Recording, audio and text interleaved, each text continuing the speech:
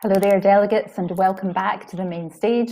I hope you enjoyed your breakout sessions, and many thanks to Gary, David and Naomi for those.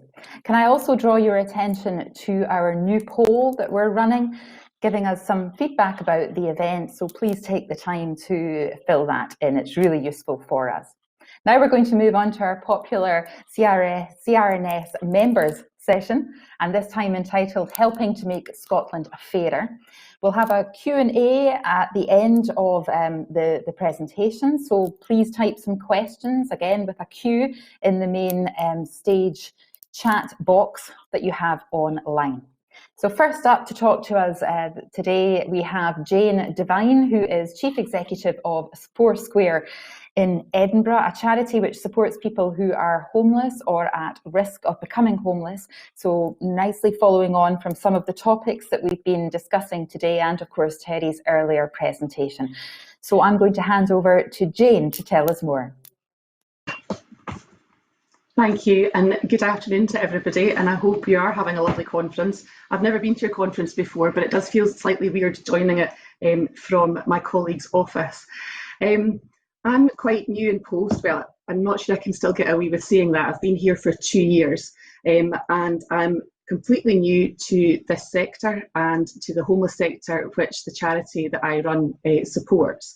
So I probably don't know very many of you, but we've had some changes in our organisation. I hope to get to know more of you soon and over the next wee while. So when I got the topic about helping to make Scotland fairer and what our role as Foursquare and Edinburgh Fringe Initiative is in that, it got me thinking about what it is we do, why we do it and who we do it for. So I'm just trying this electronic clicker and it works. So a little bit about Foursquare. We are a charity who support people who are homeless or at risk of homelessness. And in order to support that charity, we have a social enterprise selling reused furniture. And many of you will know about Edinburgh Furniture Initiative, which is located across 2 sites in Edinburgh. But actually the charity is much bigger than that. And we have 75 staff across 7 sites. We have 3 hostels and a number of 18 flats, and we provide bed spaces to 60 people every night in Edinburgh who are homeless. We have 1 office. We used to have 2 shops, but due to COVID, we now have 1 shop and 1 warehouse where we quarantine furniture, for want of a nicer phrase, and we rent 1 community space for our women's services. As a full charity, we've got a turnover of around £3 million, but as a social enterprise, it's around 800, so it's quite a large social enterprise, and we employ 20 full-time equivalent staff, and at the moment are sitting at around 580 volunteer hours every quarter. So it's quite a big operation. Our purpose is to provide, our primary purpose is to provide unrestricted income to Foursquare so the charity can operate and support people across Edinburgh who are homeless or at risk of it. And we also want to provide high quality furniture to people on low incomes and those who are homeless or at risk of homeless. And that's quite important because we could just set up a second-hand furniture shop and sell to landlords and people who collect G-plan and mid-century modern furniture, but that's not really what we're about. Because we do that work, we also, as a secondary purpose and as a consequence of that, divert a number of goods from landfill, so we've got an environmental positive impact, and we provide jobs and volunteering opportunities across our community, across Sighthill and Cannon Mills in Edinburgh. So how do we make Scotland fairer? Well, our mission as a charity, and it's important that it's 2 parts of the charity, is that everyone has a home and a place in their community. We support 1,000 people each year, and that might be because we accommodate them in hostels or in move-on flats, or they might be in bed and breakfast and we visit them and help them get on the housing ladder in terms of bidding for council housing. They might be in an abusive relationship and we support them to have the confidence to leave and feel safe. But our real contribution is in merging the 2 sides of our organisation and connecting them. This is my amateur photography, so apologies. I'm sure Lesley won't want to use these in any publications. And at the risk of sounding like a Marks and Spencer's advert, I think the way that we make Scotland fairer, not just across the charity, but specifically in EFI, is that we don't just sell furniture. I mean, we all put in ourselves lots of effort into how our house looks usually and what bed we buy and whether it's comfy. For people who have been homeless, this type of material good takes on a whole new meaning. A bed's really important if you've slept on someone's couch or in a B&B for a long time. a table to sit down and have a conversation over a meal is something you don't get if you've been living on the street. And couches to cuddle up on a winter's night in lockdown and watch Netflix is actually just something that some people really aspire to. So we want to provide that to them. And just to give you a couple of examples, that rather shonky picture on the left-hand side, as I look at it, of a blue chest of drawers was an item that I myself delivered to a woman whose daughter had been arrested, and at age 65 she had to look after her two very young grandchildren who were 2 and 4, and she had a 1-bedroom flat and sheltered accommodation, and she had nowhere to put their clothes. And a really basic thing, that one of my staff phoned up and said, she hasn't got any money, we don't have a grant, can you do that? And we did, and my son and I shoved it in the back of our car and we drove it up and we gave it to her, and it made all the difference in the world to her.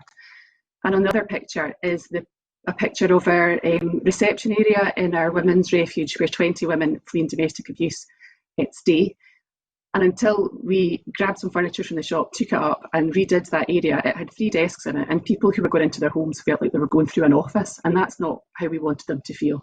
So we changed the lighting, we put rugs in, and it just made it so much nicer, and people felt comfortable in that space, and that's really important.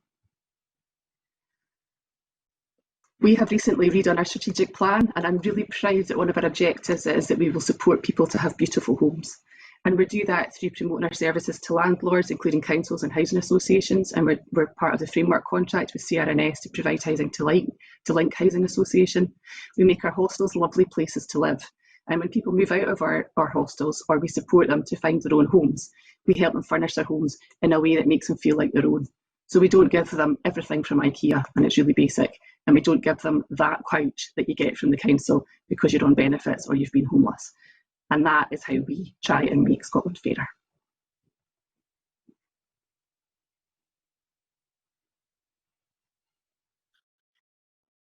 Jane, thank you so much for that tremendous overview of the vitally important work that you are doing. Thanks for sharing. And I noticed that Elaine has also posted a link to Foursquare's website in the main stage chat box there as well. And Jane will be joining us as part of our Q&A after our next presentation.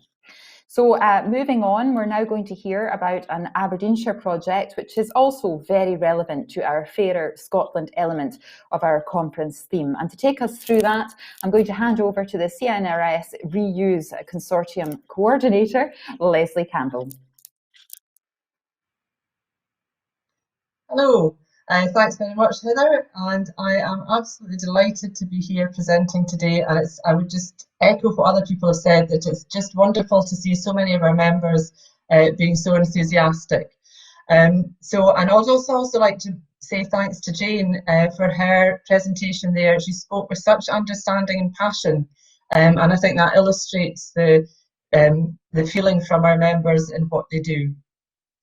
I have been in the role of coordinating and supporting the Reuse Consortium for the last 2 years, and I'm absolutely delighted to say that we've been making steady progress towards our ambition to offer quality reuse furniture to local authorities, bringing together the public and third sector to work in partnership to achieve, as we've been saying over the last 2 days, to achieve a greener world and a fairer Scotland.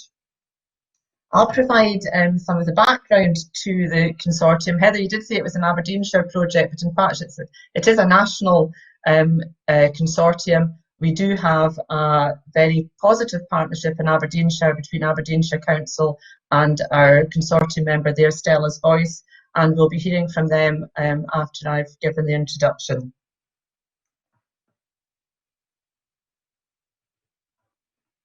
Sorry, I'm just trying to work the clicker. There we go. So the background that I'll give on some of our achievements to date. The consortium was set up in 2016 to address a gap really in the market, if you like, and with a certain amount of optimism, as has been talked about in the past, about opportunities. It was to enable Scotland's local authorities to have an option to purchase quality reuse furniture. Scotland's local authorities were, until that time, by and large, purchasing vast quantities of new furniture to provide to their clients, be that through the Scottish Welfare Fund grants or in temporary accommodation. By creating the consortium, CRNS was able to establish an opportunity with Scotland Excel to create a framework contract, a national framework contract that would allow local authorities and registered social landlords to access quality assured reuse furniture at competitive prices from a local supplier. We started off with funding from Zero Waste Scotland Circular Economy Fund, and that has helped enormously in enabling us to grow the consortium to the level where we will be self-funding and sustaining from January 2021.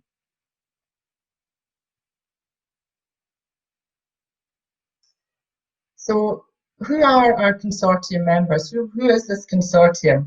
Well, the consortium members, they're all CRNS members. They're locally based charities and social enterprises that are working to support their own communities in different ways. And Jane has talked there about how Foursquare and End of Furniture Initiative work in their local community.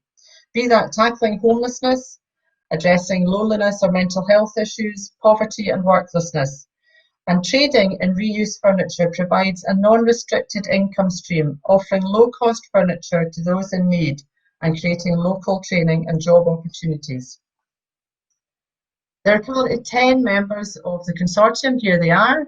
I won't run through them all. I hope some of them are here listening today, but we are keen to have more members to join us if you're in that position. We have coverage across Scotland, from Fife to Ayrshire and up into Perthshire, Tayside and Aberdeenshire. We're currently working with 7 local authorities and 1 housing association, Link Housing in Edinburgh, who are in fact purchasing through End of Furniture Initiative. Our newest partnership is with Perth and Kinross Council, who just started a pilot with us last week. I will say a little bit about the Scotland Excel framework contract, and that is really so that I could put up this slide showing that we were a winner at the awards in February. Delighted that we won an award there for supplier excellence in the category of small business and third sector. So having said that, it has not been an easy route to go down, but it has indeed been worth it. Going through the process of getting onto a Scotland Excel national framework contract means going through a very rigorous examination and tendering process, as you can imagine. But that gives councils and housing associations the assurance that we provide quality goods, high standards, safety and service. We offer a list of 34 core items, the furniture items that most councils require for their clients. We can provide non-core items as well. And these are typically 20 to 60% cheaper than the equivalent if purchased new. CRNS takes the role of leading the contract with Scotland Excel, and we subcontract the business with each local authority to the local consortium member or members. So, are we actually making a difference by doing this? Are we achieving the ambitions that we set out with? The answer is, of course, yes, we are. Over the last 4 years, this is what has been achieved by the consortium members working together and working in partnership with local authorities through the Scotland Excel contract. Councils are spending more money within their own communities. I think the terminology now is community wealth building. Councils are using their procurement power to support local third sector organisations, who in turn create job opportunities and many other community benefits within their communities. So we are saving the planet one sofa at a time. At this time when it is very much needed, we're also saving money for councils and enabling them to support more households in need. We're diverting waste from landfill, we're saving CO2 emissions, we're providing valuable income to local social enterprises, which just an estimate is that every sofa that we purchase, that is purchased from the consortium, provides the equivalent of 4 hours of training or employment or 10 food parcels that a local social enterprise can provide. So thank you all for listening to me. I hope it's been interesting. If you are a local authority or a housing association hovering on the brink of purchasing reused furniture, please get in touch with me. If you are a CRNS member, who has been interested in the consortium and following our progress and thinks maybe that is for me, please get in touch. Now, it's now my pleasure to introduce one of our thriving consortium partnerships. Aberdeenshire Council began purchasing from the consortium in May last year, starting with a pilot and growing it from there. Heather Brucken from Aberdeenshire Council Housing Options Service and Mark Morgan, European Director from consortium member Stella's Voice. Now, Heather could not be with us today, but was keen to participate. So we have a pre-recorded video, and then her colleague Joanne Christie will be on hand to answer questions afterwards. So if I could ask the video to start playing, over to Heather and Mark. I'm Lesley Campbell. I'm the Reuse Consortium Coordinator with CRNS. I'm going to be talking with Heather Brucken from Aberdeenshire Council and with Mark Morgan from Stella's Voice. Since the pilot started in 2019 in Peterhead, Aberdeenshire Council have furnished over 50 properties with quality reuse furniture from the consortium, diverting around 13 tonnes from going to landfill.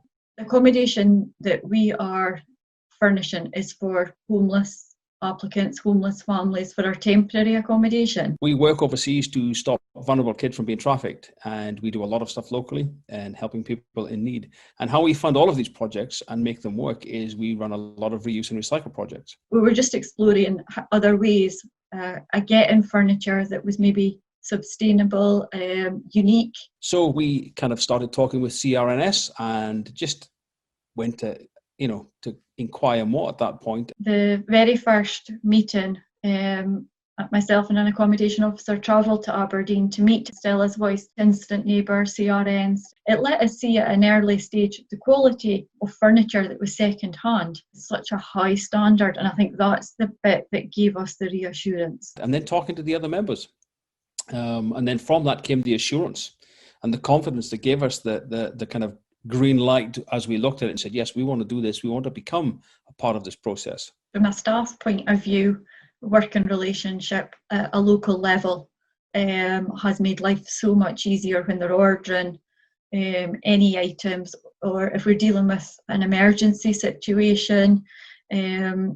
It's so simple for the staff to pick up the phone to Stella's Voice, Instant Neighbour, and just say, we've got a situation, and they'll do it like yesterday.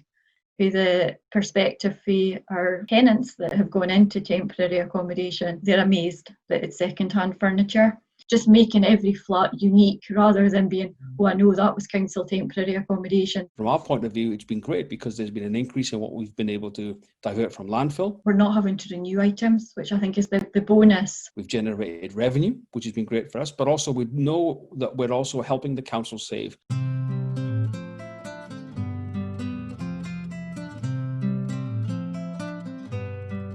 And we're a local authority, so I think it is important to try and make sure that local businesses do actually have work from the council. At the minute, we're operating in Peterhead, and then we expanded it into Fraserburgh with the council. And very soon, this is going to be expanded across the whole Shire. It's not a pilot anymore, and it's now, or will be rolled out to everybody very, very soon. And we're excited about this because obviously the growth in this is a growth in revenue. It's also an increase in savings realised, and it's also an increase in people that are being helped locally, but also people that are being employed that also creates benefit locally. People spend locally, live locally, and it's a better environment for everybody. I'm not saying everything runs smoothly at the beginning, but it allowed us to discuss standards with CRN, discuss standards with consortium members. We communicate well when an issue comes up, because the reality is issues do come up.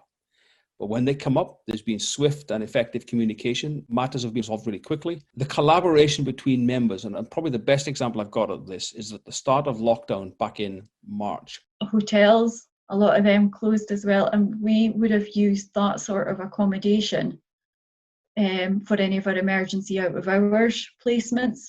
We came up with a plan that we would furnish a lot more of our council tenancies and make them into temporary accommodation.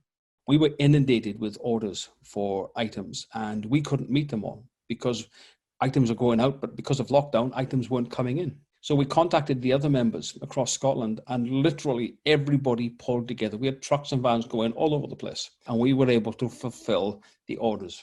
Quite simply, it was the consortium of to me, it was in its best practice. Everybody working together for one common aim, helping meet the need of others with reusable items that weren't going to landfill, better for the environment and saving money for the councils whilst generating income for the consortium itself. I would be encouraging anyone to actually give it a go, even if it just means a pilot. There just wasn't a downside to it. And for us, it's been a very positive experience, a very encouraging experience. I'm more than willing to speak to any other local authority as well, just to discuss how our experiences have gone. I cannot recommend it high enough. There really isn't a downside. Definitely try it. I would encourage, it's been certainly worthwhile, and it's good to see something back in the local economy, and that we're also saving stuff going to landfill. Thank you very much indeed. That was a fantastic, I think, positive members update there. Thank you to Lesley and to Heather and to Mark as well. And thanks for keeping me right on that, Lesley, as well. The dangers of editing as you're going along and losing a line, but of course a tremendous reach there nationally. And Mark used the word positive, and Heather issued an invitation there to any local authority to get in touch. And now we're going to move on to our Q&A session. So if I could invite all the speakers back on the stage. There we go, by the wonders of technology. And as Lesley said, Joanne Christie is joining us from Aberdeenshire Council. Thank you so much for being here as well, Joanne. And delegates, please feel free to post questions in the chat box there. And I think I'll start actually by asking both groups really. I'll come to you first, Jane, just about one of the themes that's been raised today and yesterday about building capacity really, and about funding and support for the sector. Do you have any thoughts about how your organisation is tackling that capacity issue and looking at support as well? I suppose, oh, excuse me, that's what happens when you sit and you don't speak for a while. In terms of funding and capacity, we've got quite a large team here, and at the moment the shop's doing really, really well. So everybody staring at four walls for weeks and weeks during lockdown has decided that they want to redo their houses. And I think that the fact that you can't get into IKEA unless you queue for an hour and a half is helping us as well.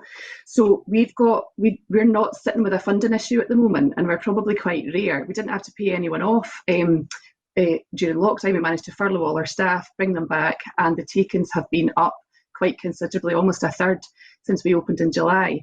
We benefit from economies of scale because we have 2/3 of our staff are employed in the homeless services side of our charity.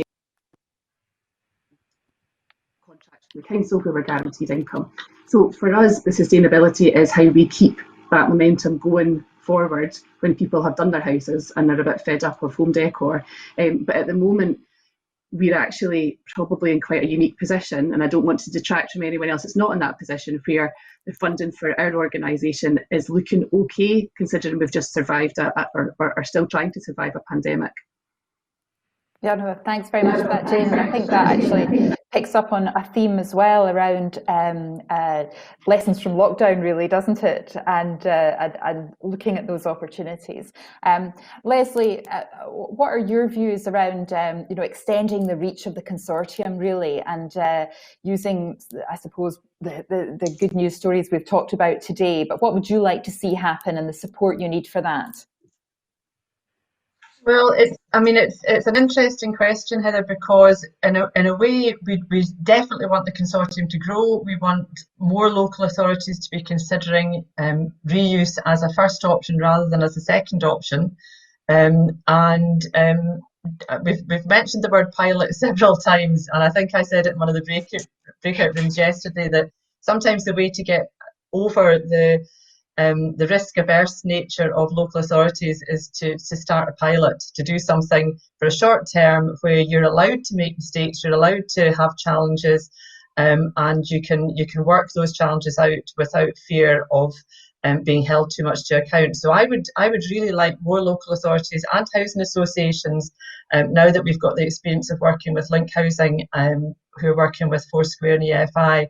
I would like more local authorities and housing associations to just take that step and commit to the circular economy, commit to community wealth building, and to use this opportunity, because it is an opportunity that we created, that CRNS and our members created, because local authorities didn't have that opportunity. So it's there now.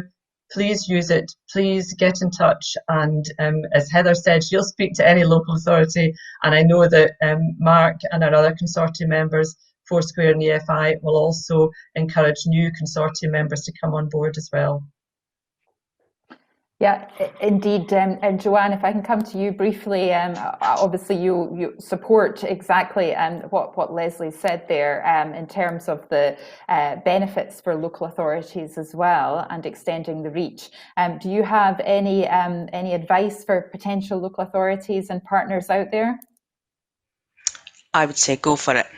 Really go for it. The quality and the items that we've received, particularly from Stella's Voice during the pandemic, the very start of the pandemic, it was amazing. And we knew that they would possibly struggle at some point, but we never really realised the struggle that they were going through. We were demanding things in quite a harsh way, really. I want it now, and they delivered. Yeah. No, go for it. That's Best great. That's idea great to ever. hear. Absolutely, and of course we are filming the conference. We're sharing it widely, so your messages will be received. And Mark, it's been a very positive experience for Stella's Voice, as you said in the film. In terms of funding and capacity building, do you have anything to add? Yeah, I very much echo what Foursquare was saying. We're in that same kind of position. We've been fortunate. Figures have been up since coming out of lockdown in July, and we're fortunate that we have space to, to store and hold. I think the challenge is adapting. We were already working on a kind of digitizing a lot of what we do. That the lockdown and the pandemic has accelerated that, and I think the challenge is keeping running with the busyness of what we've got, which is great, but at the same time having to take that time to adapt and be responsive, because the world is changing and it's changing fast. And I think the challenge of innovation and funding that innovation and that transition is definitely one of the balancing acts, should I say, moving forward, along with the busyness of what's already happening. Like they said at Foursquare, we don't know how long that's going to continue. We're loving it whilst it's happening, but there is a very real possibility. There's an infinite number of houses you cannot redecorate forevermore. So there will possibly come a point where that might start dipping off, and at that point, have we used this gap to innovate and be, entrepreneurial in our approach to things, so that we're ready for when that change comes. Indeed, I think that's such a key message, isn't it, coming from the sector in lots of different areas in the sector as well. So important to profile. I've had a question come through from Billy from Shrub, which I think is for Jane initially, but I'm sure that there'll be other views about embedding carbon literacy in the shop. So I suppose, given the areas you're working and the people that you're supporting, is there room for, how do you balance? We heard from the Edinburgh Schule Library yesterday about the dual roles of trying to understand somebody's situation while also trying to embed that carbon literacy and the right approach. What advice would you give on that, Jane? Provide accommodation for I think it's 40 young people every night through our hostels, and then in flats which they move on to, and then we support them to move on to their own homes. And part of what we do to support them to do that is independent living skills. And being the charity that we are, understanding the need for being environmentally friendly and supporting reuse and reducing waste as part of that. We also use the furniture from our reuse stores to ensure that the houses that we furnish for young people moving on, and the hostels themselves, are all furnished with reused furniture. And actually, if you look at the stats, the people that we're supporting tend to be from low-income backgrounds, and that group of people on the whole tend to be less have less of a carbon impact, less likely to have cars, less likely to fly, all of those kinds of things. So if you look at it globally, we're actually preaching to, in our organisation, some young people who are really quite switched on. So I think it's important to do that. We also encourage our staff to buy from our shops and to be aware of that. And we're looking at replacing our fleet with electric vans. So I think in our behaviour, we're encouraging that across our staff and across the people that use our services. Absolutely. And Mark, I saw you nodding there. Is that an area that you're also hand in hand working in? Definitely. Understanding, I think, is key. Education. You know, when you deal with a young toddler and a young kid, you teach them by repetition, small bits, little nuggets over a constant bit of time. And as time goes by, they take it all on board. And I think it's very much that same kind of drip feed of constant, just little bits of information, not overloading anybody, but a little bit of information here, a little graphic there, a line, a quote through social media, branding around the shop and different things. And I think over time, you begin to create understanding. I think the second thing, one of the great things about the consortium is when you have a local authority involved, you suddenly are moving into a whole different arena. Where there's exposure to get a message that you don't get it when you just, in the shops, we're passing it on to customers. Suddenly we're talking in an arena, where Aberdeenshire Council is prepared to talk to every council in Scotland. And suddenly you have a platform and a voice into other arenas where the carbon footprint realistically is probably a lot heavier and where the message needs to be, needs further penetration to get understanding and a change in behaviour in those environments. Mm-hmm. Absolutely. And Joanne, I think, again, I saw you nodding. The work you're doing with Stella's Voice enables you to go on and do more in that carbon literacy field, really, doesn't it? Yeah, definitely. Yeah.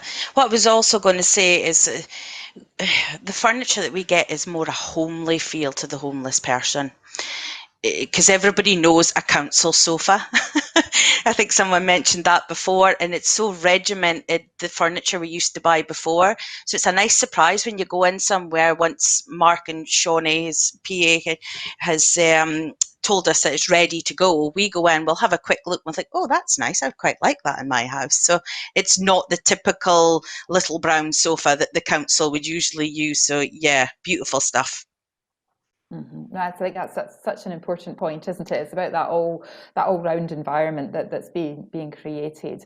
And Lesley, I think this work with CRNS has obviously got overlaps in lots of different ways, and therefore benefits in lots of different ways. Is that right?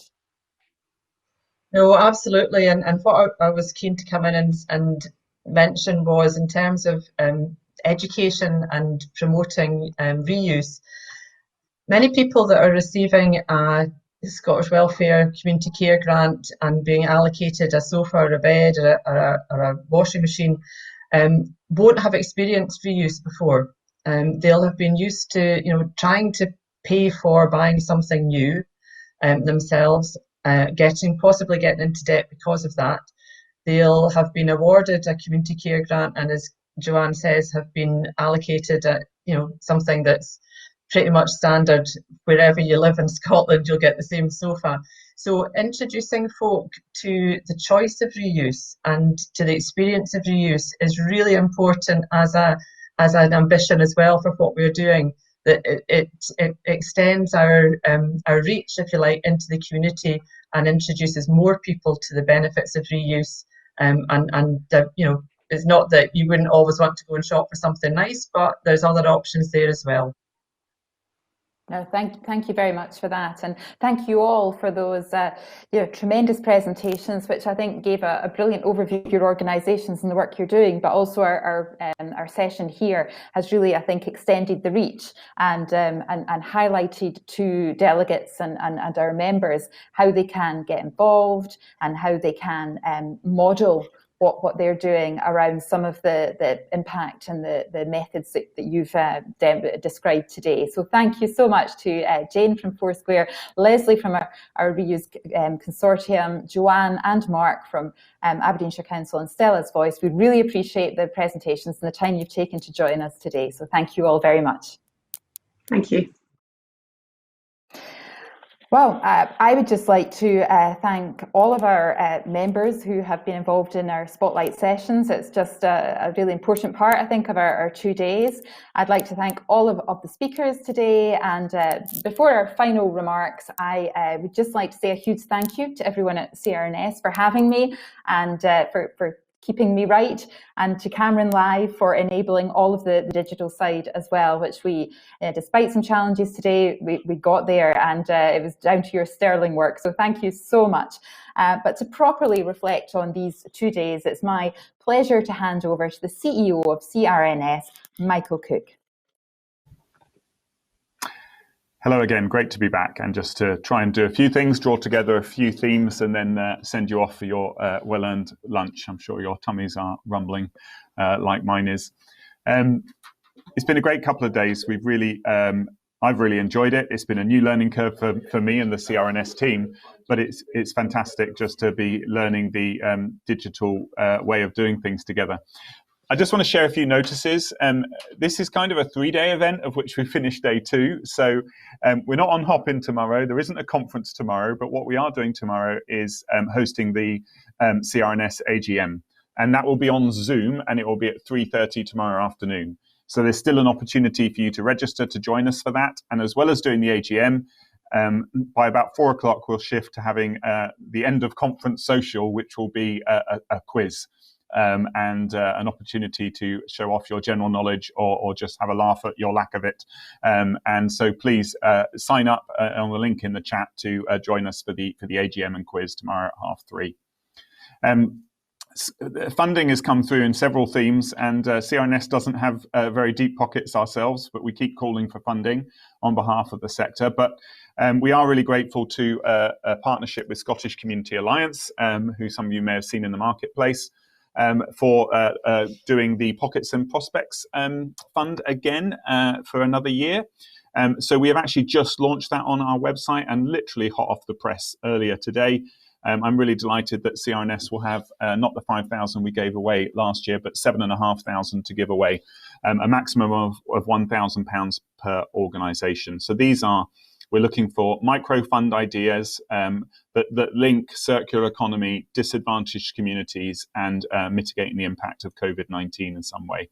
It's a small amount of money, but it's also a small amount of form to fill in, just 2 sides of A4, and the deadline for that is the 15th of January. And again, we'll post a link in the chat to link you to that. I mentioned it yesterday, but I want to recap. Just please do take time to download our impact report, supporting Scottish communities during COVID-19. The subtitle of that is Working for a Fairer Scotland and a Greener World. So the theme of our conference these 2 days. And that is available on our website. And I would really encourage you to click through to some of the video case studies. You've seen actually one of them just now in relation to the Consortium.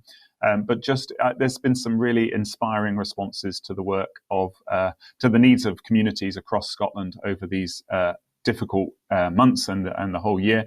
And just click on that and see how different organisations have been responding to that.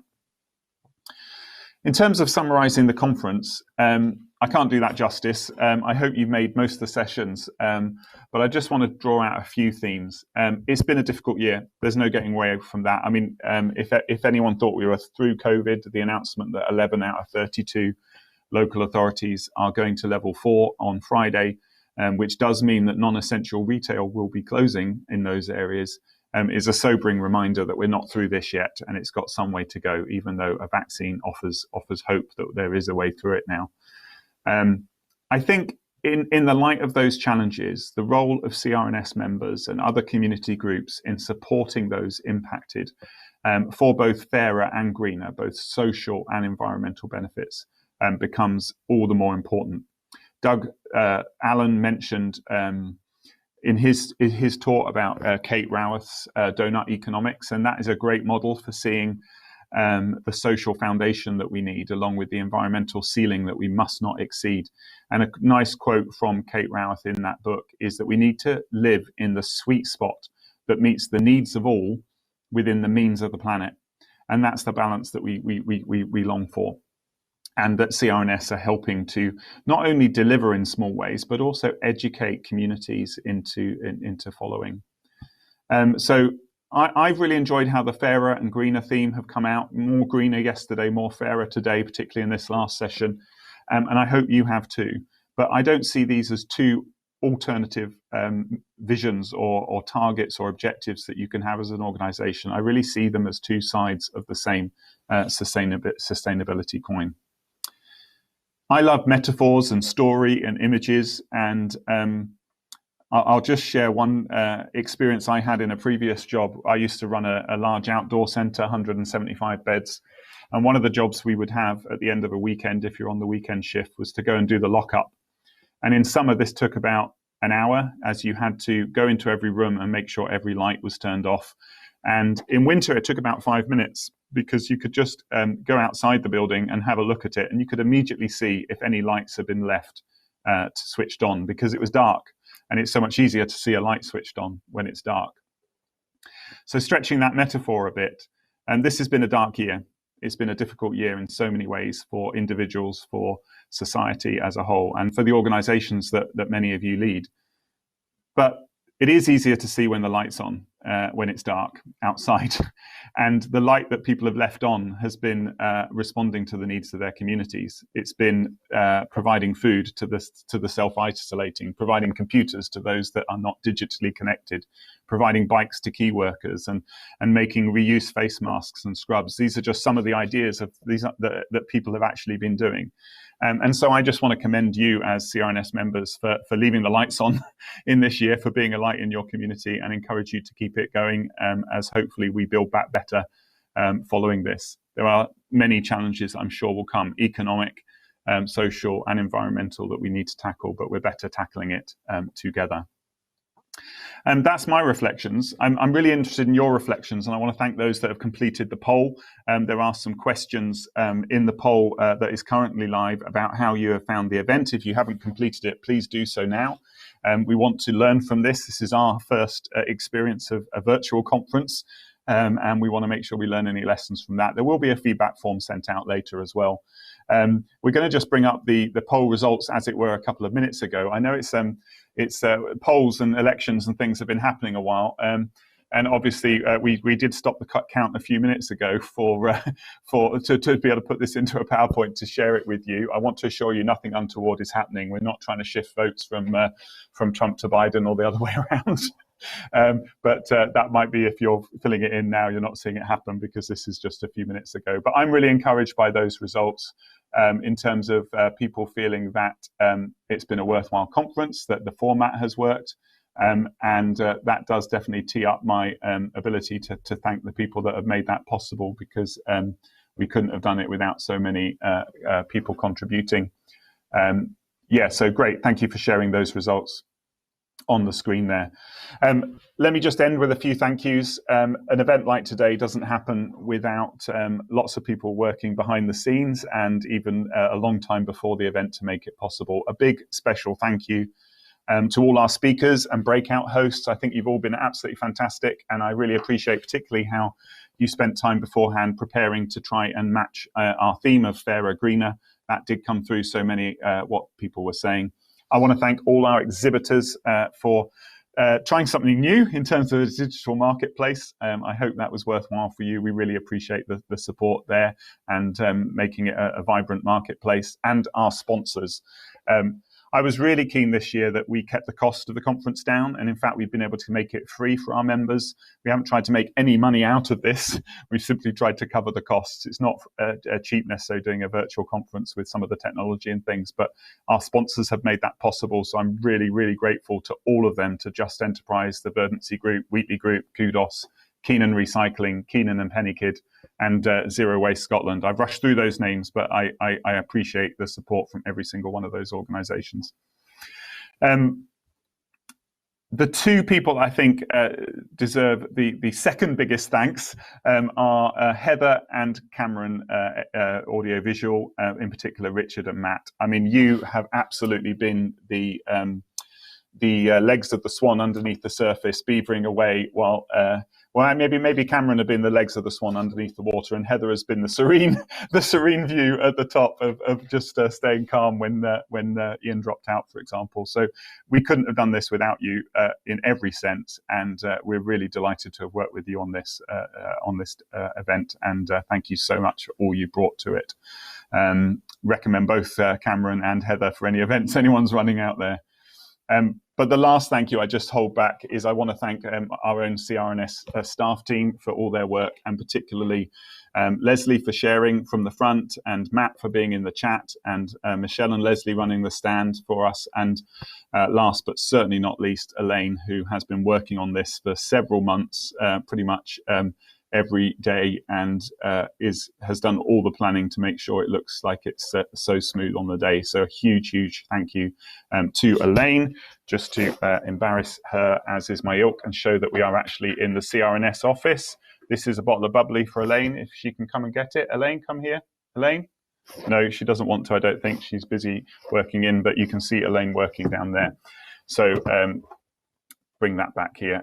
Hopefully you didn't get too seasick when I did that. Forgive me if you did. Yeah, so thank you so much. And lastly, sorry, one final thank you. You can't do enough thank you. I want to thank you, the delegates, because I have been so impressed with how you have embraced this new format and been in the networking sessions and been visiting the stands and chatting in the chat and taking the polls. Thank you so much. We had no idea how it would work, but I think it's been a great success, and we're really grateful that you have done that. So with that in mind, and 1 minute after time, it's down to me just to close our conference. I would at this point wish you a safe journey home, but I suspect that's just walking out the office door and downstairs for some lunch for many of you. Yeah, thank you so much for being a part of this event. Drop us an email, tell us your feedback, how you found it. Stay in touch. CRNS are here to support you in the year ahead. And we look forward to seeing more of the great work you're doing to support your communities to create a fairer Scotland and a greener world. Thank you. Keep up the great work.